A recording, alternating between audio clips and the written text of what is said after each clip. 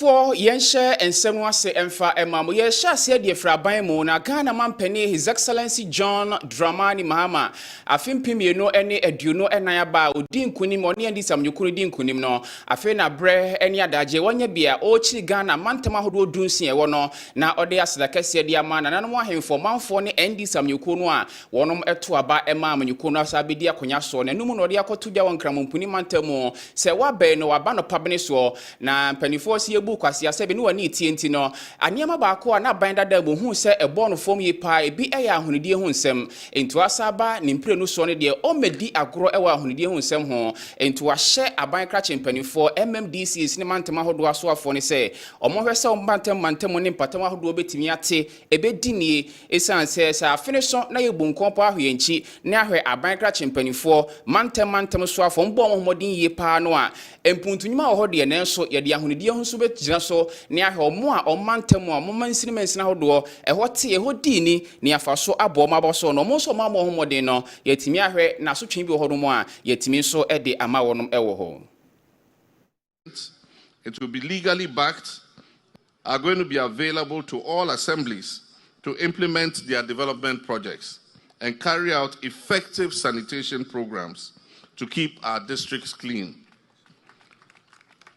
Cabinet will soon meet on a decentralization of the sanitation budget and make every district responsible for its own sanitation.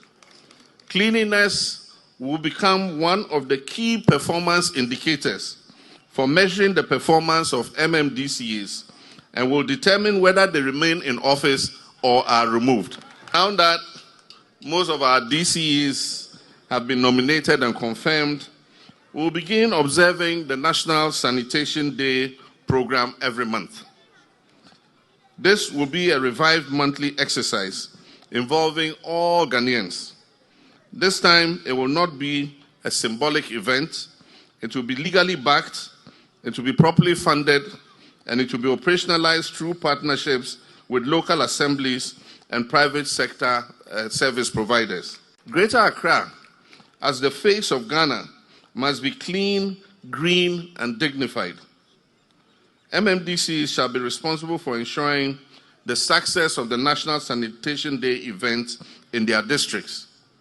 And the law requiring every household to keep their frontage and the drain in front of their houses clean will be strictly enforced.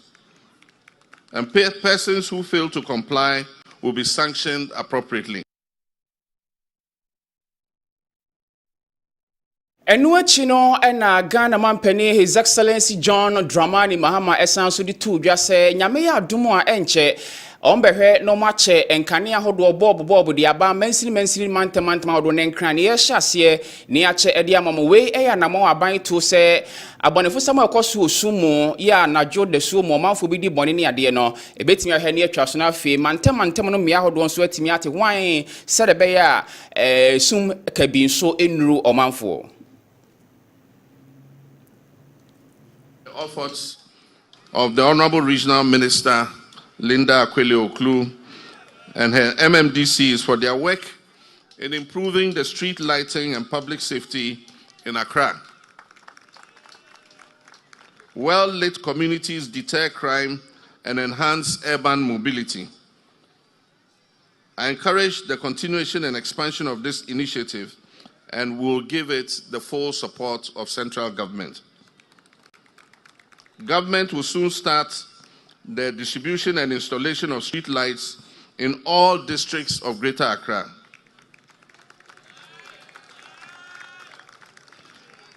This will be important to promote our 24-hour economy policy.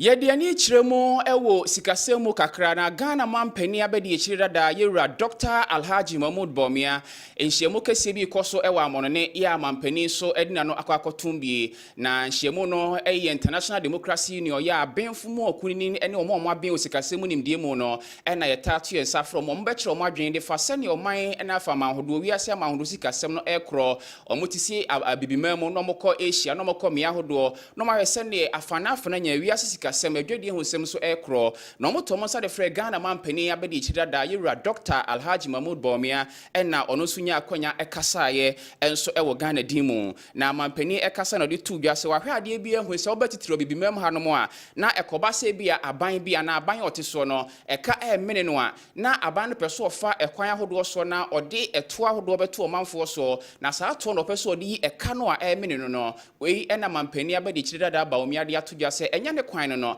ɛkɔba saa no a odo hawo ne abenedi abebrɛsɛ ɛne bɛto ɔmanfoɔ so ɛsɛ fata sa aban bi ate adwa so no open hye pa ya betimi de agu akwan so ɛnkɔba sɛ de bia no ɛka mene wa na ɔmanfoɔ no ɔmɔkɔ ahwehia mu no saa nipa no ana asan form so na wasa yi sika de afro mbotomu a na ɛno nso nya kwan pa to aso kyerɛ kwan a amanhodɔ mpanifo betimi afa so na ɔmɔbu ɔmoman amasika sematimi agina yi.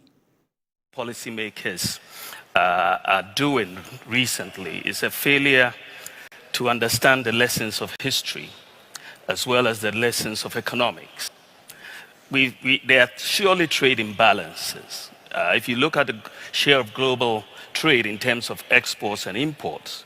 Africa has about 2.5% of global exports, has 2.9% of global imports. Asia has 43% of global exports and 38% of global imports. China, 15% of exports, 10% of imports. Europe, you have 38% of exports and 51% of imports. America, 8% of exports and 14% of imports. So there are clearly trade imbalances across the various continents and countries. But what we know from economics is that you cannot fix a trade deficit with tariffs. It just doesn't work. I mean, if you look at the national income identity, where you say that your income is equal to your consumption, investment, government spending plus exports minus imports, that breaks down into a simple equation, which is a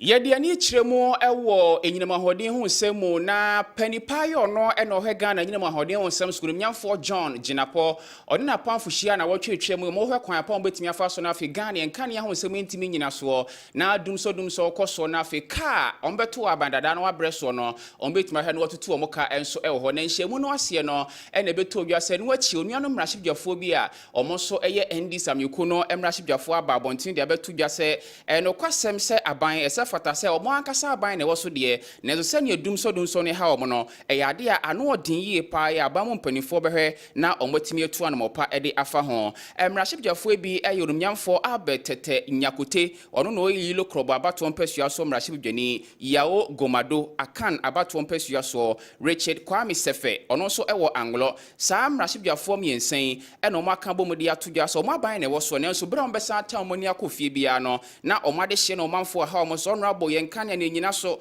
mo hyebo ade na mo ba Yenkania dunso no guso ekoso ne saso nto mo sre so afo se anamon bia so otimi tuo na aban mo so timi boa no ese fata so to ko ba sa no a no mo ya jin edimbone e wo mo omanfo san so mo ba no mo hye omanfo bo so mo ba no ombe me Yenkania ho se magina so no maba na kanyanda so abo ne ni a na emagidie ni arehyiemu a omade hye no omanfo wo ema wo no na eno so eso eti businesses. First of all, we have hospitals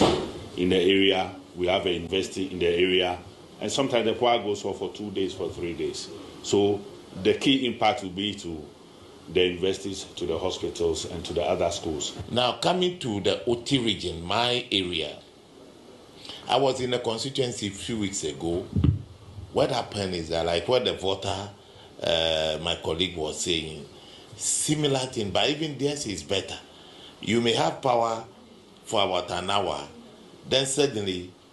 intermittently, the power is to be cutting off, on, off, for several times, especially. It's affected businesses.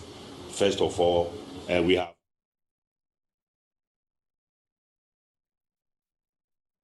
Yɛde ani kyerɛ mu ɛwɔ kaa kɔbɛdie ho nsɛnsɛm na adwumakɔ bi a ɔhyɛ bane ase a ɔmo ɛkyerɛ ɔmo adwene de fa kwane a lorry akwanhyia yɛ a ɛkɔ so wɔ Ghana ɛna afimia ahodoɔ ebetimi ha ne yɛto so saa na kaa kɔbɛdie ebetimi ayɛ tɔɔte yɛ obi kɔforo hyɛn ɛde atu kwane a ne yɛmo nhyehyɛ no no mpanifoɔ de nhyepa ɛnso egu akwan so na numu na abɛtɔ dwa sɛ mpanifoɔ akyerɛ ɔmo adwene de akyerɛ aban sɛ anamɔn bɛɛ na Ghana ban betimi atu afa ho a lorry akwanhyia sie yɛ besie no na yɛ hwera de hye yɛ hwera akra obi kura timi fa mu epra sɛ epra no bedi demo akosi sɛ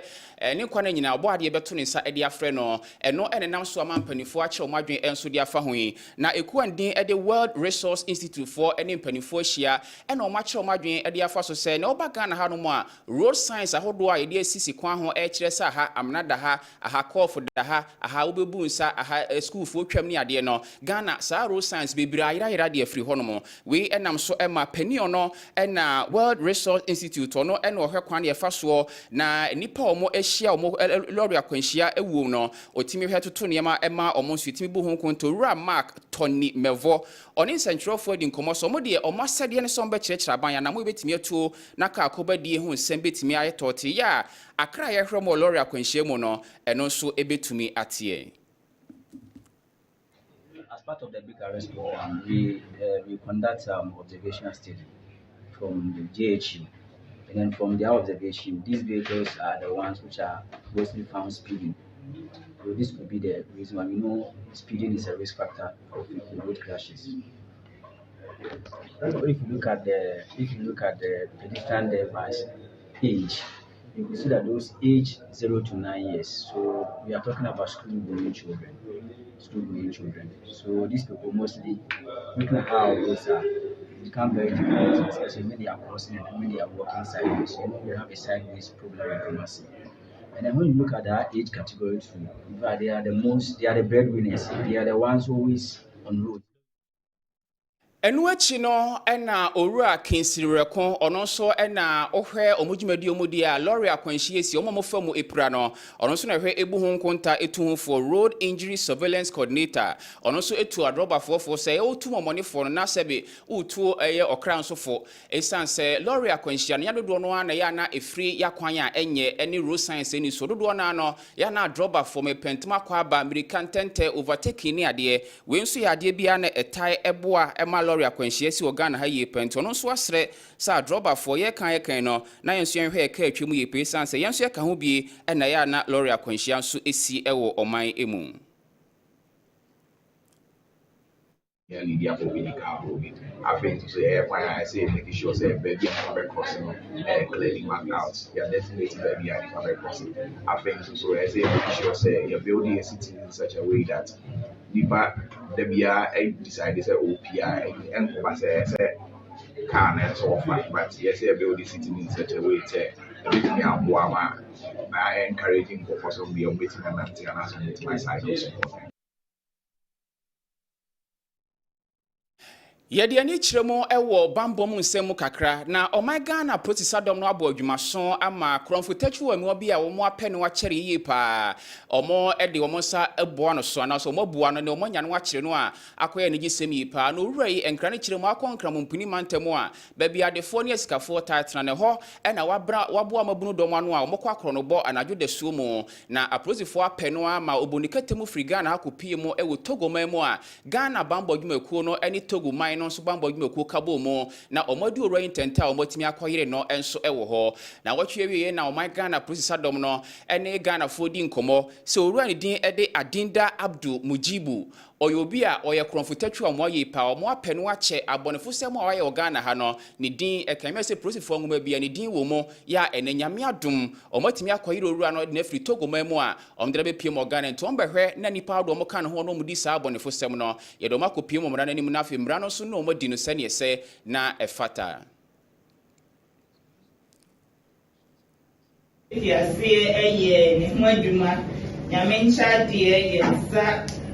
eka na matogofo etimi chi no na omo chi no so omo bo posi Ghana posi amane enu nti eni omo di enkita ho a na ehia se yeye ema eye anano bukuada 14th May 2025 yi Director General CID Ankasa any team members bi kan ho ekolume Togo a omakwa sa suspect abeka yensa Ghana ha na nipa kan ho ano ne yesa robberies no ono ye che no wo Ghana ha